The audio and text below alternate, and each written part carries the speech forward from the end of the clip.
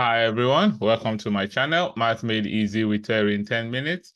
We're going to talk about implicit differentiation. So I'm going to go a little bit deeper. The previous one, I just gave a brief overview and talk about the few steps. But here I'm going to go deeper and talk about 7 detailed steps on how to find solve implicit differentiation questions, okay? Before I proceed, don't forget to like, share, and subscribe. And if you've not clicked the notification bell, I don't know what you're waiting for. Please do so that when I post new videos, you'll be the first person to know. All right, so as discussed in the previous video, when we talk about implicit differentiation, this is when the relationship between x and y are more involved, and it's not possible to separate y completely on the left-hand side. So for example, when you have things like xy plus, let's say, sine y is equal to 2. So this is implicit. So it's not possible to separate x from y. So they are both together. All right. As usual, because I know students do take note, I'm going to write what I just said. So implicit differentiation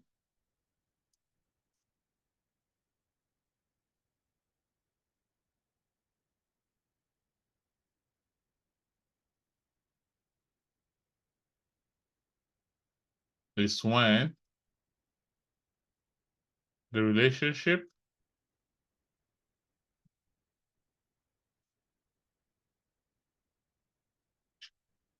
between x and y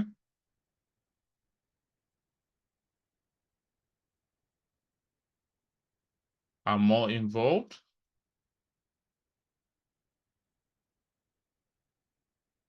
Relationship between x and y are more involved, and it's not possible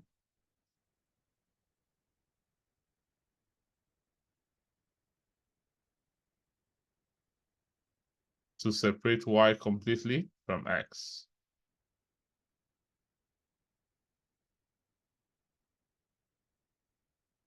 Or you can say separate y completely on the left-hand side.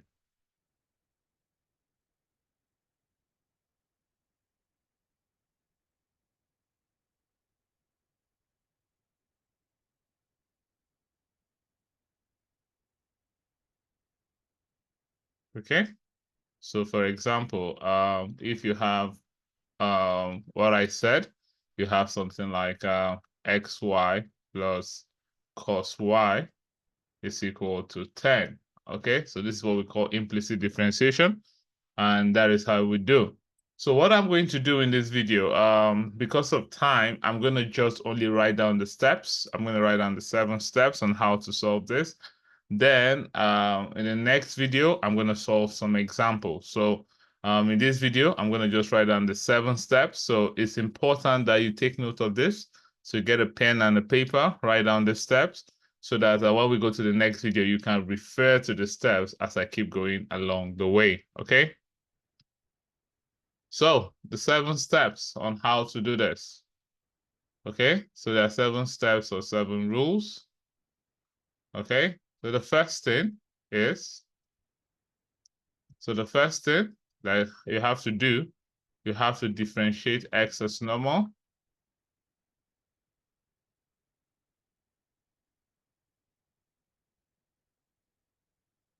So I have a video series on differentiation, the rules of differentiation. So it's a very good place. If you've forgotten how to do it, you can go back, review all the laws of differentiation, and you can come back here. All right, so it's important that you've already watched that series on how to differentiate. Number 2, after differentiating x as normal, then the next one is that you then differentiate y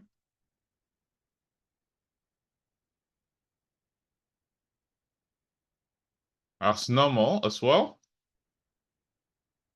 But the only difference, you add the y over the x. So after differentiating y,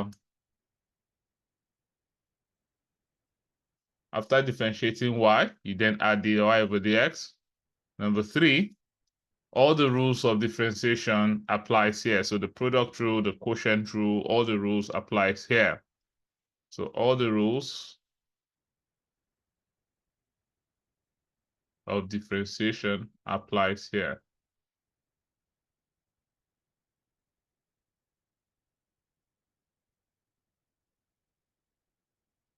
So for example, we have product rule, we have quotient rule, okay? So we have power rule, okay, etc. So I have a video series on this, okay? So all the rules of differentiation applies here, all right? Now, when you're done with that, number 4, then you have to then make the y dx subject of the formula.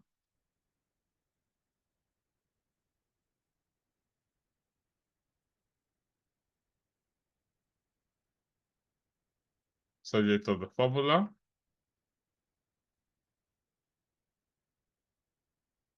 Okay, then you then simplify.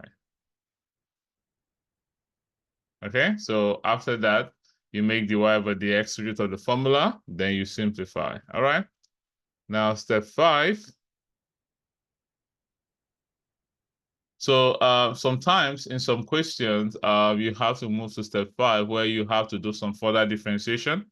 So usually, in some cases, especially when you have things like you want to find the stationary point and stuff like that, so you have to go to step 5 where you have to further differentiate. So I'm going to write further differentiate if necessary. Okay. So this usually happens when you need to find the second derivative. Is that okay? So it further differentiates if necessary.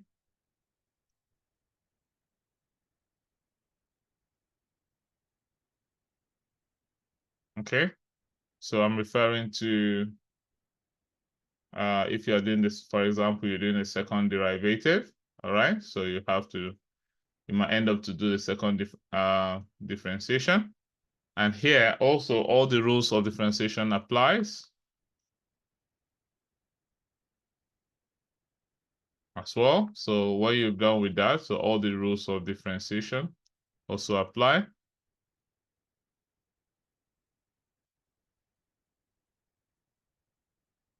E.g. product or quotient, it depends. All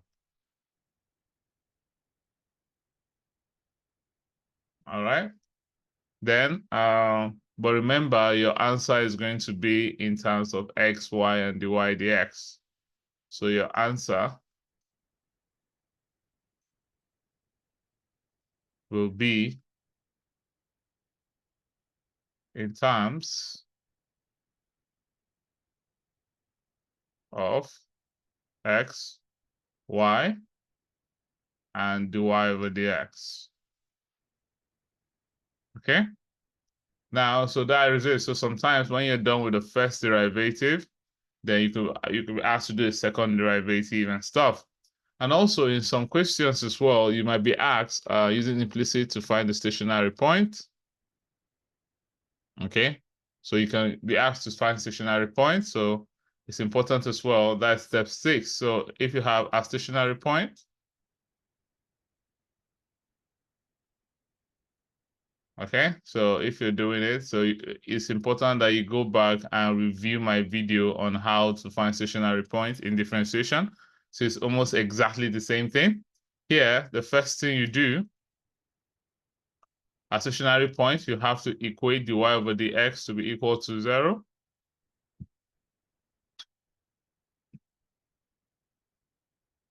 Then, and solve for x in terms of y.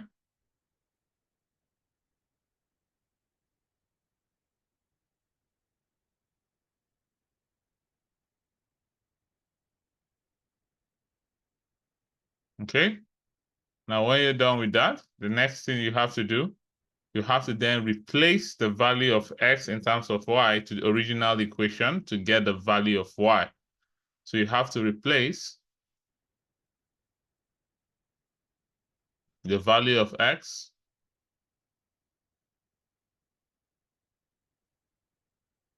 in terms of y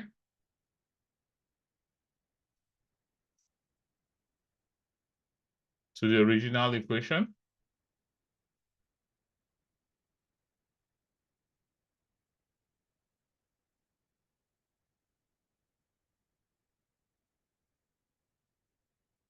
to get the value of y.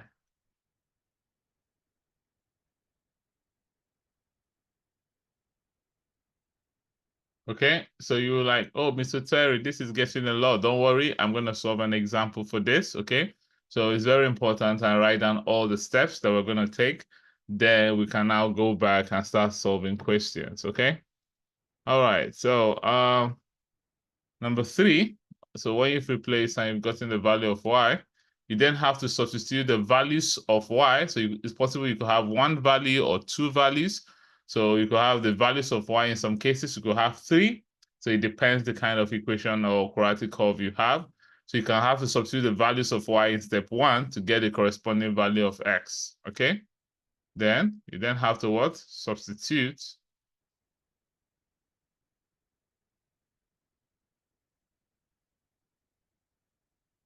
to the value, or it could be values of y in step 1 to get the corresponding value of x.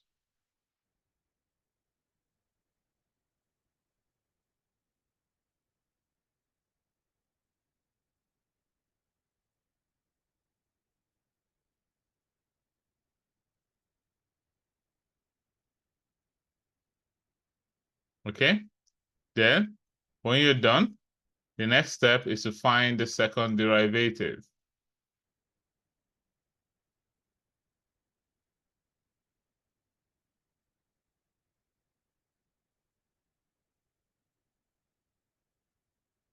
Okay, like in step 5. So I've talked about it in step 5. So similarly, you find the second derivative. Then when you're done with that,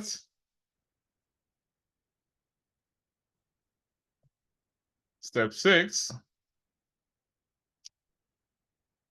no, step 5, sub 5, you have to now determine the nature, okay? You have to determine the nature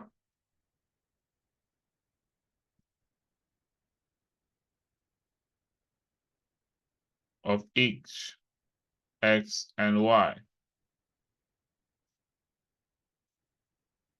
okay? So each of the coordinates, all right? So each of the x and y coordinates by substituting it as well.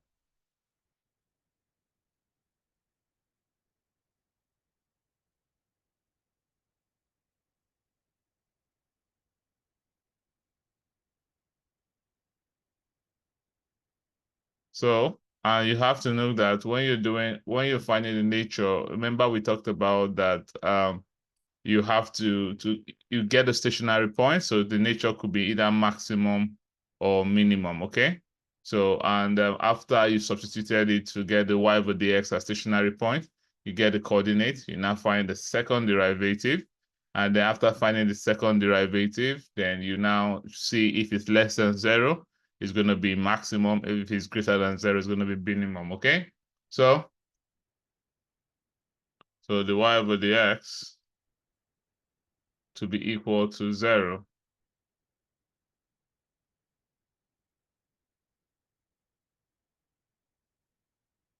So this is very, very important while in this step.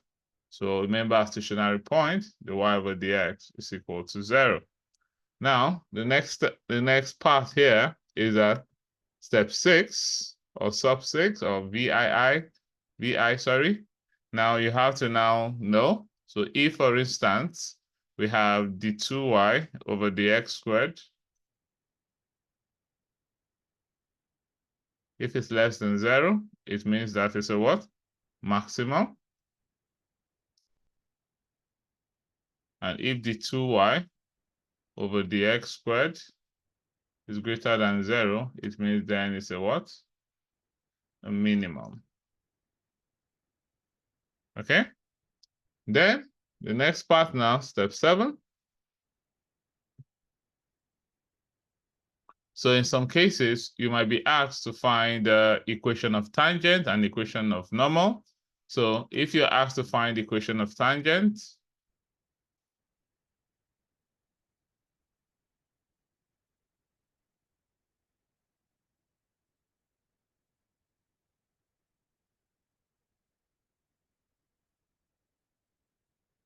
Okay, so the first thing you do then, you have to first find the y over dx as well. So remember the y over dx, this is the same thing as m, all right? So remember, it's in y is equal to mx plus c. So if it's a tangent, it's y is equal to mt plus c. Sorry, it's going to be y is equal to mtx plus c, equation of a tangent. Y for normal is going to be y is equal to mn x plus c. So I've talked about this, and I told you mn is equal to minus 1 over mt. So I've discussed this at length before. So please go back and watch my previous video. So it's assumed that before you come into this video, you've watched all the parts that relate to equation of a tangent, equation of a normal. So I'm not talking to, we are all on the same page at this point, okay? So find the y over the x, same thing like in step 4. Um,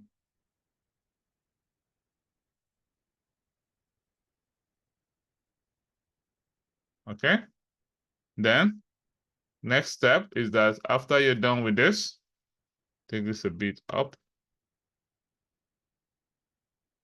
Then we then have to substitute corresponding value.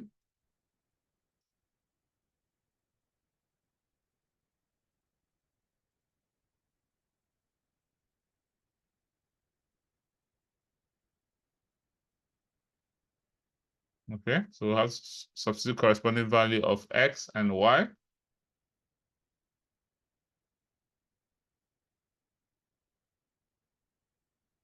To get the value of m.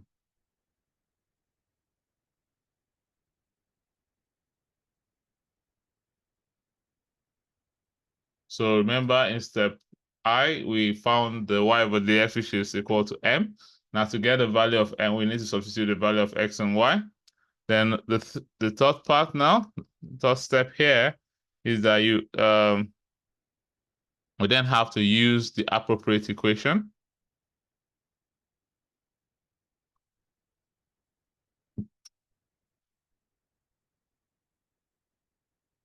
Okay. So if, for instance, we're looking for equation of a tangent,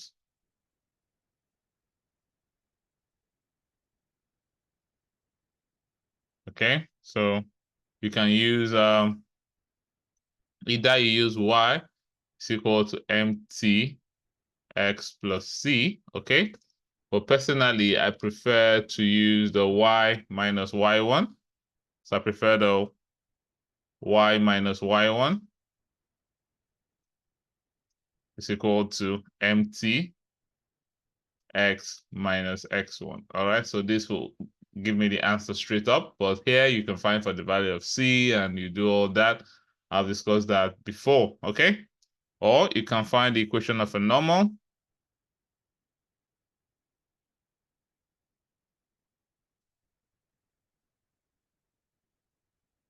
Okay, so equation of normal. So we know that to be y is equal to mn x plus c. So remember, I told you before that mt is going to be equal to slope of tangent. Okay, which is the same thing as what? The y over what? The x. So we talked about this before. While mn is going to be equal to slope of normal.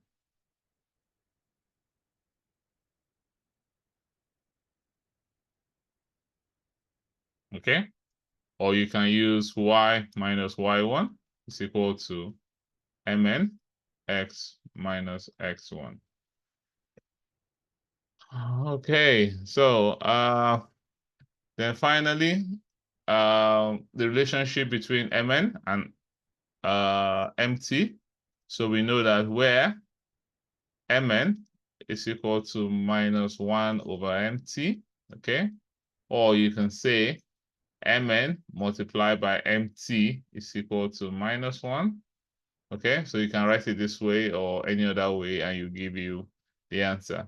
Or some students, sometimes they prefer to say, or you can say as well, you can say mt is equal to minus 1 over mn. So in some cases, You'll be given the MN and you have to go back to get the MT depending on the kind of question you have. All right. So, but basically, that is the steps. These are the steps in solving questions with implicit. Now, you can say that these steps is a lot, okay? So what I want you to do in this video, I just need you to write it down, okay? Because in the next video, I'm going to be solving questions and I'm going to be following the steps. So we'll be going from each steps and we'll keep on going till we get to the final answer, all right? So I'm going to see you in the next video where we're going to solve examples. And as usual, if you've not subscribed or click notification bell, I don't know what you're waiting for. Do that so that when I post the next video, you'll be the first person to know. Okay, so I'll see you soon.